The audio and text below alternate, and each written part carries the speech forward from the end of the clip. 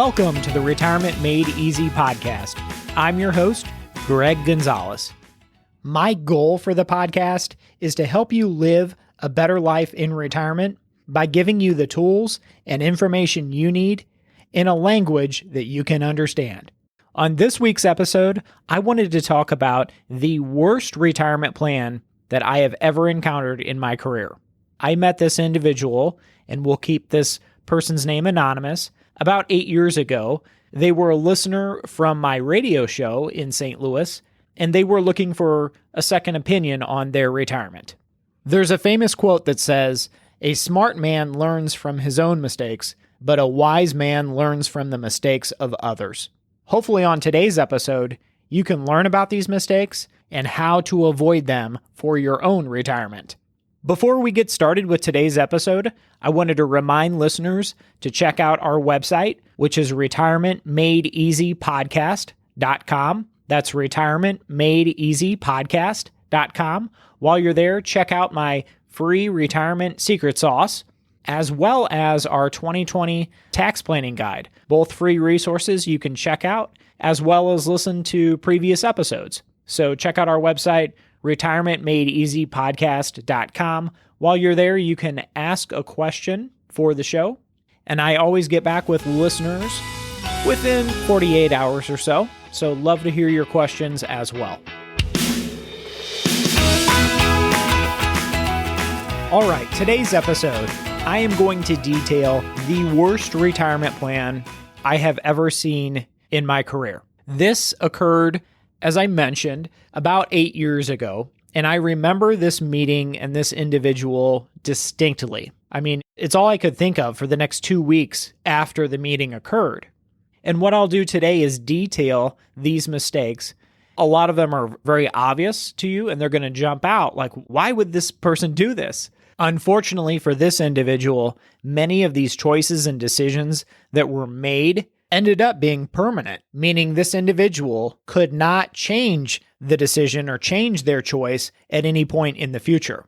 So once you make certain decisions in retirement, there's no going back. You have to live with those decisions for the rest of your life. That's why it's so important, so crucial to make sure that you understand the choices you're making ahead of time and how it's going to impact your life and your spouse's life for the next 30 or even 40 years. So let's talk about this individual and their situation in retirement. So the story goes like this. The guy's name, and I'll call him George. George was 72 years old. He had been retired for a number of years, and his wife was 8 years younger than George. So George was 72, his wife was 64. His wife didn't come to the meeting, which I found that odd, and I asked him about it. And this is the big mistake number one when it came to George's retirement plan.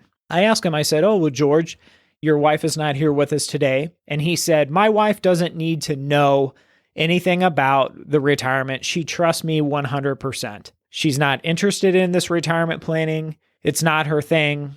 And I don't think it's important that she be here, so I just left her at home." And so for me personally, when I see one spouse kind of take the wheel and leave the other spouse in the dark, this is a huge, huge mistake. Because what if something happens to George? His wife's going to be up a creek. Even if George's wife doesn't have a financial background, she kind of needs to know the ins and outs of what's going on and what she needs to do if George is unable to make those decisions. You kind of have to make sure she understands the highlights of the retirement plan so she's comfortable. But to just leave her in the dark, I think that's a recipe for failure. But that's my personal opinion. But my advice to everyone out there is to plan your retirement with your spouse, not without your spouse. If we look at George's situation, George is 72 years old when I met him. His wife was 8 years younger. She's 64. Statistically, at some point, George's wife is 8 years younger, statistically, outlived George. So to not include her in these decisions, I think is a terrible idea. And as we go further and further into George's situation, George and his spouse's retirement situation, you'll understand why George was not only leaving his wife in the dark, but not really planning for their joint retirement. Well, he may have thought he was, but really he wasn't. Mistake number 2 that George made, and this was a biggie, was when it came to his pension plan.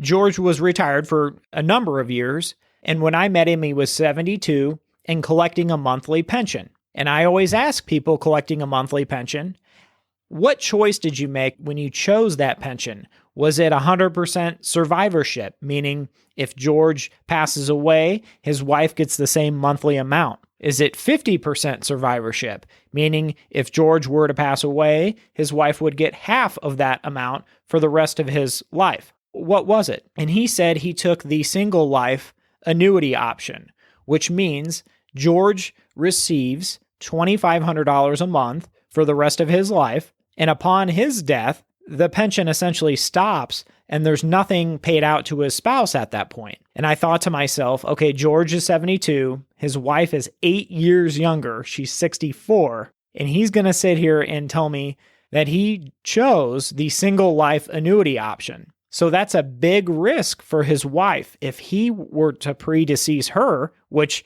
statistically that's going to happen because he's got an 8-year head start on her, being 8 years older, and women live statistically 4 to 5 years longer than men do. So a huge risk to his retirement plan, or I should say George and his wife's retirement plan, because we're planning for a couple, for a joint retirement. There's a huge risk that if something happens to George and George passes away, that pension is going to be gone. That $2,500 a month essentially evaporates and is not going to be there for his wife. So I asked George, I said, okay, well, this is the single life, $2,500 a month. Let's say something were to happen to you. Do you have any life insurance? And George right away said, no, I got no life insurance. I did not appreciate hearing that at all.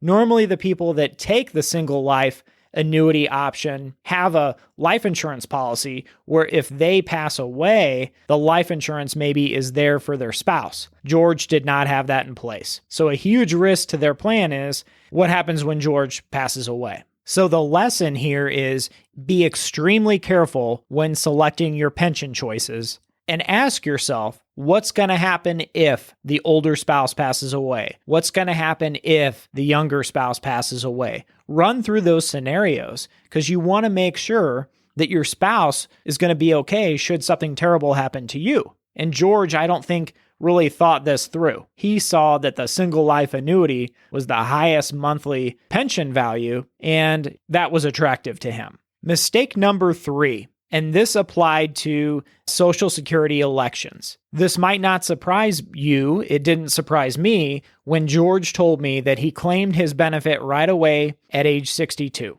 He also told me that his wife claimed her benefit per his suggestion to claim her benefit right away at 62. So they claim the lowest benefit possible in order to get the Social Security right away. In my opinion, for a lot of people, when there's a big age gap between spouses, you want to make sure that the younger spouse is going to be taken care of. And how Social Security works is there's what's called a survivor benefit. So what many people try to do is to maximize the survivor benefit. So in George's case, he had the higher benefit. So by delaying his benefit longer, should something happen to him, his wife is going to have a higher survivor benefit for the rest of her life. So by taking his benefit right away at 62, he greatly reduced the survivor benefit that would be there for his wife. A lot of times what people try to plan for, is to maximize the higher of the two benefits. And George's was that higher of the two benefits, but he didn't plan properly, and instead he claimed his benefit right away at 62. Big mistake in my book. So George here had no life insurance. He claimed his Social Security benefit right away, and he took the single life annuity with his pension. And I was sitting here thinking, could this story get any worse? And that's when George said, yeah, but there's some reasoning behind the decisions that I made. And this is mistake number 4. He said, you don't understand the family that my wife came from. They're wealthy, or they were in the past, so she is set to, at some point, get an inheritance from her mother. Her mother is 92 years old and is still as healthy as a horse, but at some point, my wife's probably going to get a nice inheritance and she'll be just fine. This is a huge mistake. Have you ever heard the saying, don't count your chickens before they hatch? The same thing goes with an inheritance. You cannot count on an inheritance to make your plan successful. I'll say that again. Please do not count on a future inheritance to make your plan successful. In other words, an inheritance to save you. And that's what George's plan was all along, was that, oh, my wife's going to inherit this money at some point, so we can live for today and not for tomorrow. So whenever she gets the inheritance, she's going to be really, really well off, and we can enjoy that inheritance money. There are so many things that can happen with estates and estate planning.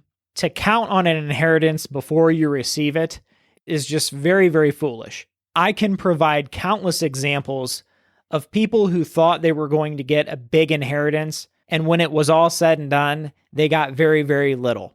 Let's think about George's wife's mother. George's mother-in-law is 92 years old.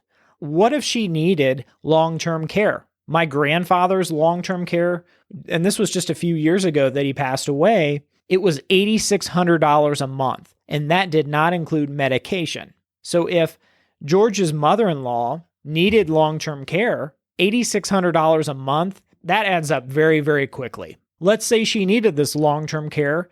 She developed dementia or Alzheimer's and needed this care for 4 to 5 years. That's a lot of money. That can greatly reduce any inheritance that George's wife was expecting. Let's consider another possibility. What if George's mother-in-law changed her wishes? What if later on in life she decided that she wanted to give all of her wealth to charity, and George's wife received no inheritance? That is an entirely possible situation. And as I got further into my discussion with George, it seemed like both he and his wife were both counting on an inheritance from his mother-in-law at some point in the future.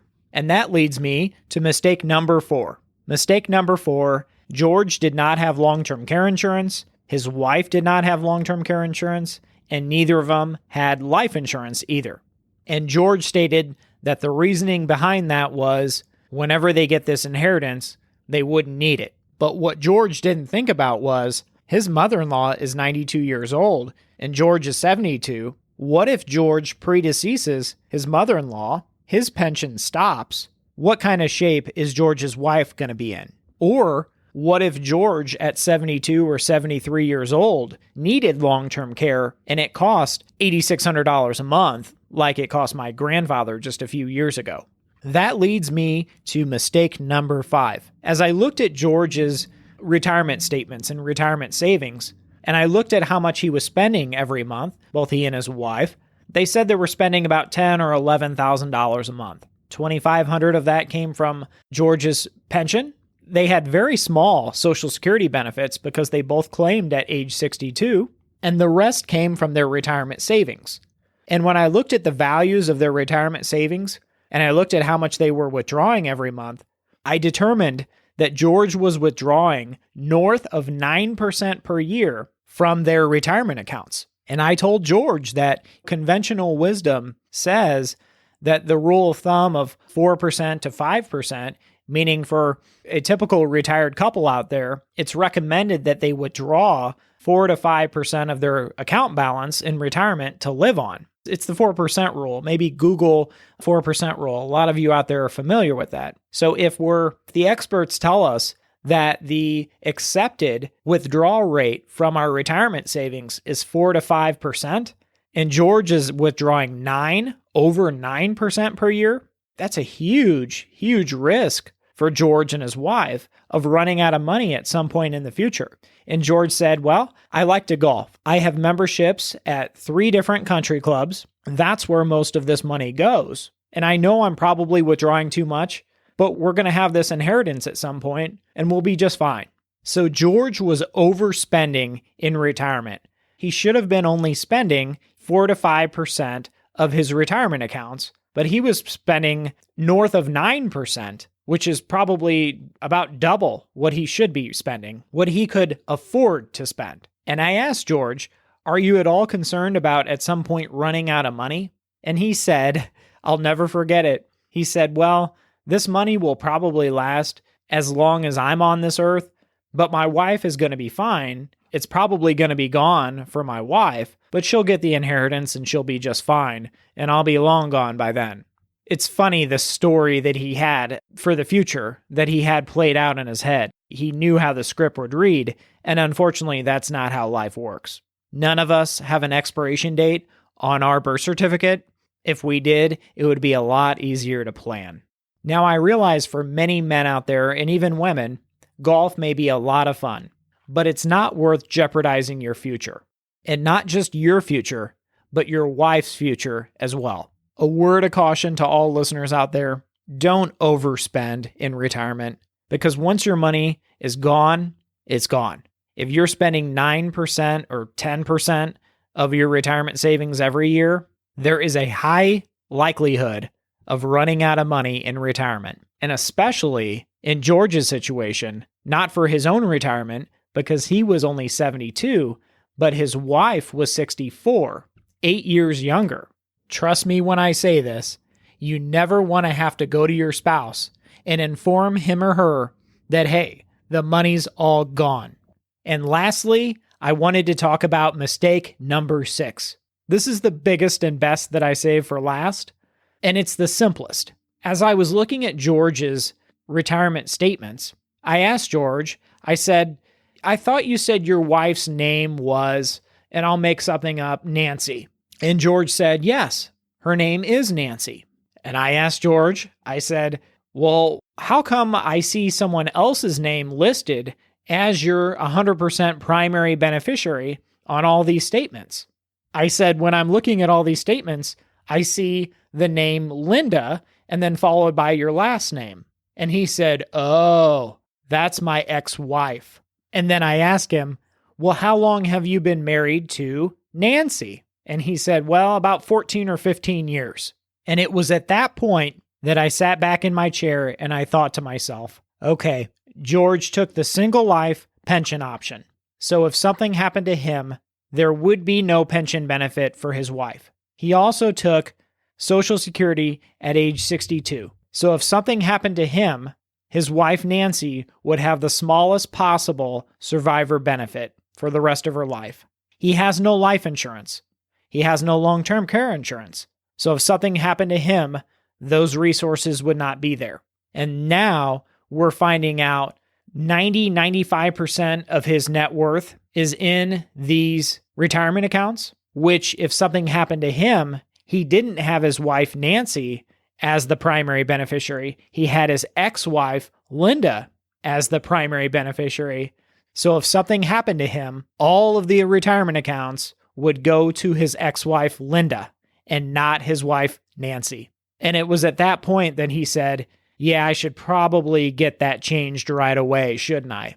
And I said, yes, I would call right now, in fact. Imagine if Nancy would have been there in that meeting when we discovered that his ex-wife Linda was named as the 100% beneficiary of their entire retirement savings. I bet she would have slapped him over the head. Thank goodness nothing had happened to him up until that point. Looking back on all these mistakes that they had made, it really came down to poor planning.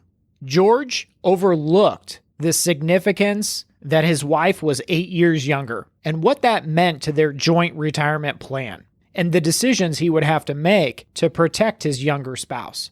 All of those decisions were overshadowed by the expectation of a substantial inheritance for George's wife in the future.